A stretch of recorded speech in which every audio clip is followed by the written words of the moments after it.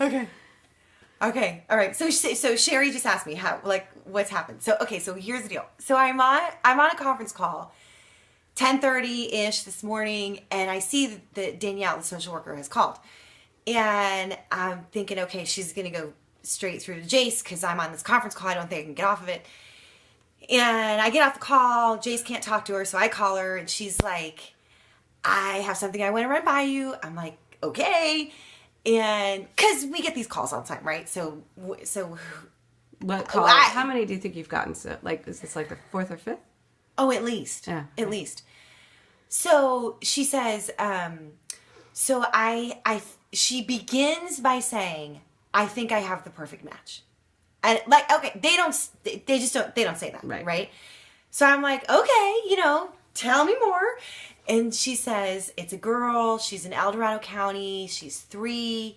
She's blonde hair, blue eyes, living with her grandmother. She's been in a stable environment since that they know of since early December. Grandma just, I guess, knows that she can't do it forever. And there's some other complications happening. And for whatever reason, today is a very specific deadline. So she could either go into emergency foster care today or be placed with a family who has the intention of adopting her. And I'm like, okay. And I said, so, what's wrong? And Danielle's like, there's nothing wrong. She's developmentally on target. She's got great behavior. Like I said, she's been in a good place for a month. We don't know what it was before that, but it could have been fine. It could have been, it's just that her mom at some point in time decided that she couldn't do it, So she went to grandmom's. And so dad's in jail, but don't know anything about why. And she said, basically, she's going to need a home. And I think this is a really good situation for you and Jason. It's not going to be easy in the beginning because this is going to be hard for her, and which we completely understand. We're all, yay, this is so exciting, but this, and I talked to the social worker about this, and like, this is potentially a hard day for her, right? Mm-hmm.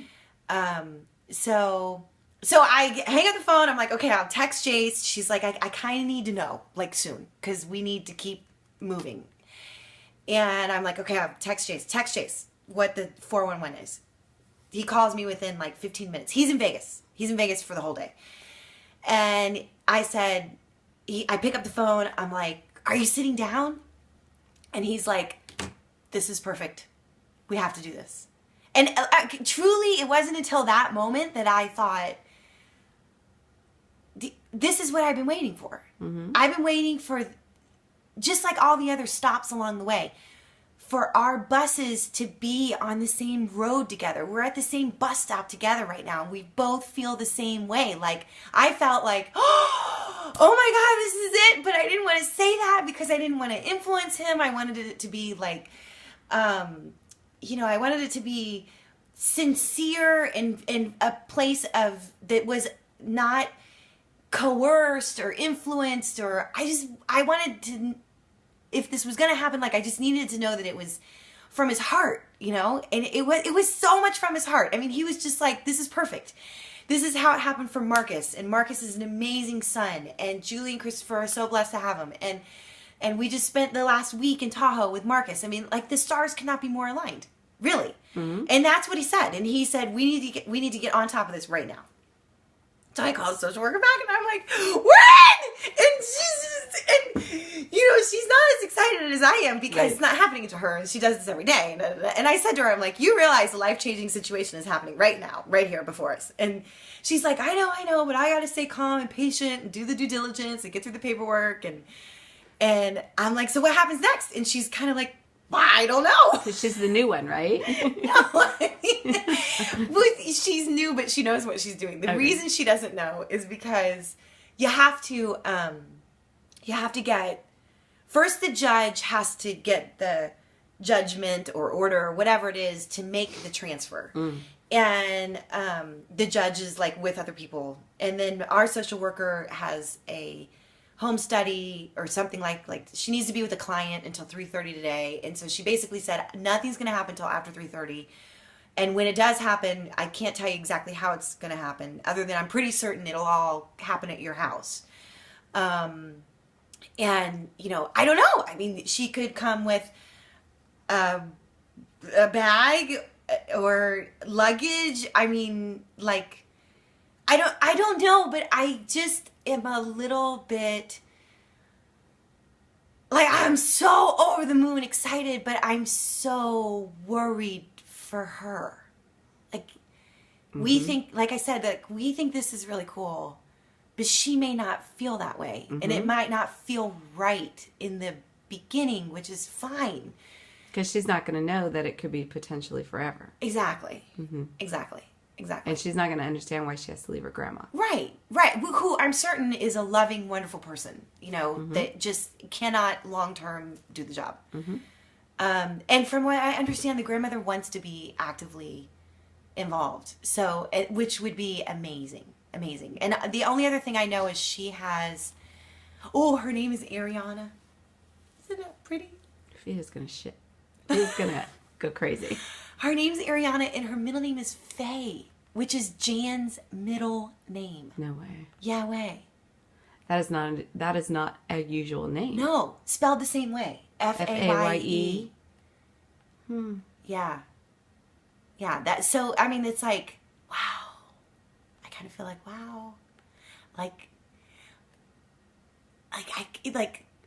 I feel like God is so in me right now. I don't even know how to describe it.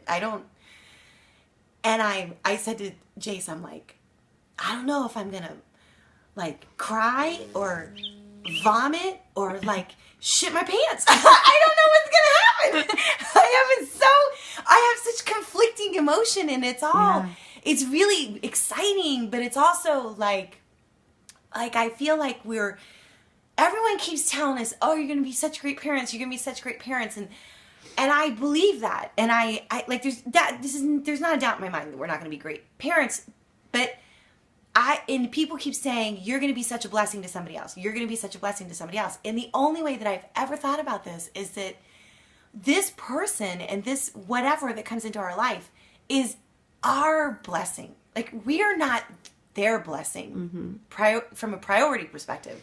I feel like this is the blessing that has been not here for so long and for so many years. And I guess in the grand scheme of things, I am, you know, yay, way to go us, aren't we great, we're adopting. But I feel a lot more like we're getting the gift. We're not gifting. Does that make sense? Totally. I mean, that's kind of what I mean. I don't know if that makes any sense, but complete sense. Yeah, like, we're getting the honor. We're getting the grace. We're getting the stuff. Privilege. Yes, that's the perfect word. The privilege. Yeah. So tonight, I guess she shows up. I know. It's insane. Okay, guys.